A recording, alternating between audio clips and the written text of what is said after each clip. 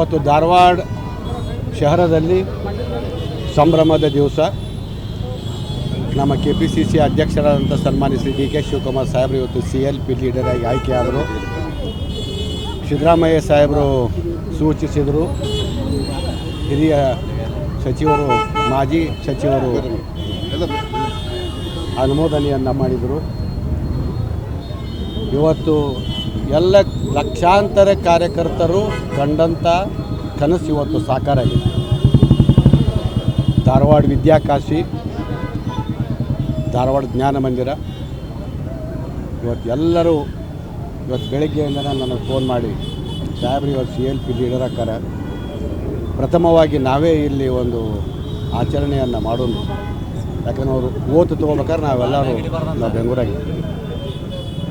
ಸಮಸ್ತ ಕಾರ್ಯಕರ್ತರ ಪರವಾಗಿ ಸನ್ಮಾನ್ಯ DK ಶಿವಕುಮಾರ್ ಸಾಹೇಬರಿಗೆ ಹೃತ್ಪೂರ್ವಕವಾದಂಥ ಅಭಿನಂದನೆಗಳನ್ನು ಸಲ್ಲಿಸ್ತಾ ಇದ್ದೀವಿ. ಇವತ್ತು ಎಲ್ಲ ಕಾರ್ಯಕರ್ತರಿಗೆ ಇವತ್ತು ಬಲ ಬಂದಿತ್ತು. ಎಲ್ಲ ಕಾರ್ಯಕರ್ತರಿಗೆ ಇವತ್ತು ಆತ್ಮವಿಶ್ವಾಸ ಬಂದಿತ್ತು. ಎಲ್ಲ ಮೂಲ ಕಾಂಗ್ರೆಸ್ಸಿಗೆ ಇವತ್ತು ಆತ್ಮವಿಶ್ವಾಸ ಬಂದಿತ್ತು. ಎಲ್ಲ ಜನಸಾಮಾನ್ಯರು ಇವತ್ತು ಎಲ್ಲಿ ಹೋದರೂ, ವಾಕಿಂಗ್ ಹೋಗಲಿ, ಎಲ್ಲರ ಮಾರ್ಕೆಟ್ನಾಗ ಹೋಗಲಿ, ಒಂದೇ ಮಾತು ಅಂತಿದ್ರು, DK ಶಿವಕುಮಾರ್ ಸಾಹೇಬರು ದುಡ್ದಿದ್ರಪ್ಪ ಅವ್ರಿಗೆ ಸಿಗಬೇಕಿತ್ತು ಅಂತ. ಇವತ್ತು ಆಸೆ ಇವತ್ತು ಈಡೇರೈತ್ರಿ. ಇವತ್ತು ಎಲ್ಲರಿಗೂ DK ಶಿವಕುಮಾರ್ ಸಾಹೇಬರು ಪ್ರಪ್ರಥಮವಾಗಿ KPCC ಅಧ್ಯಕ್ಷರಾಗಬೇಕಾದ್ರೆ ನಾವೆಲ್ಲರೂ ಕೋಆರ್ಡಿನೇಟರ್ ಆಗಿ ಹಳ್ಳಿ ಗ್ರಾಮಕ್ಕೆ ಹೋಗಿದ್ವಿ. ಫಸ್ಟ್ DK ಶಿವಕುಮಾರ್ ಸಾಹೇಬರು KPCC ಅಧ್ಯಕ್ಷರಾಗಿ ಪ್ರಮಾಣ ವಚನ ತಗೋಬೇಕಾದ್ರೆ ಫಸ್ಟ್ ಪ್ರಿಯಾಂಬಲ್, ನಮ್ಮ ಸಂವಿಧಾನದ ಪ್ರಿಯಾಂಬಲನ್ನು ಎಲ್ಲರಿಗೂ ಓದಕ್ಕೆ ಹಚ್ಚಿದ್ರು.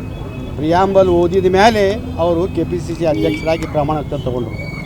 ಇವತ್ತು ಅವರು ಕಾರ್ಯಕರ್ತರಿಗೆ ಅವರು ಕರೆ ಕೊಟ್ಟಾರೆ. ಇವತ್ತು ಎಲ್ಲರೂ ಶಾಂತ ರೀತಿಯಿಂದಿರ್ರಿ, ವಿಜೃಂಭಣೆ ಮಾಡಬೇಡ್ರಿ. ವಿಧಾನಸಭೆಯ ಇವತ್ತು ಮೆಟ್ಟಲುಗಳ ಮೇಲೆ ಮೊದಲು ಮಾಡಬೇಕಂತಾಗಿತ್ತು, ಆಮೇಲೆ ಅದನ್ನು ಕ್ಯಾನ್ಸಲ್ ಮಾಡಿ ನಮ್ಮ ರಾಜಭವನದ ಗ್ಲಾಸ್ ಹೌಸಲ್ಲಿ ಆಗಬೇಕಂತ ಮಾಡ್ಯಾರ. ರಾಹುಲ್ ಗಾಂಧಿಯವರು, ಪ್ರಿಯಾಂಕಾ ಗಾಂಧಿಯವರು ಆಗಮಿಸ್ತಾ ಇದ್ದಾರೆ. ಎಲ್ಲ ಕಾರ್ಯಕರ್ತರು ದಯವಿಟ್ಟು ಶ್ರಾಂತ ರೀತಿಯಿಂದ ಇರ್ರಿ, ನೀವು ಯಾರು ಎಲ್ಲಿದ್ದೀರಿ ಅಲ್ಲಿಂದನೇ ನೀವು ಸಂಭ್ರಮಾಚರಣೆ ಮಾಡಿರಿ ಅಂಥೇಳಿ ಅವರು ಕರೆ ಕೊಟ್ಟಾರೆ. ಯಾವತ್ತೂ ಅವರ ಕರೆಗೆ ನಾವು ಸ್ಪಂದಿಸ್ತೇವೆ.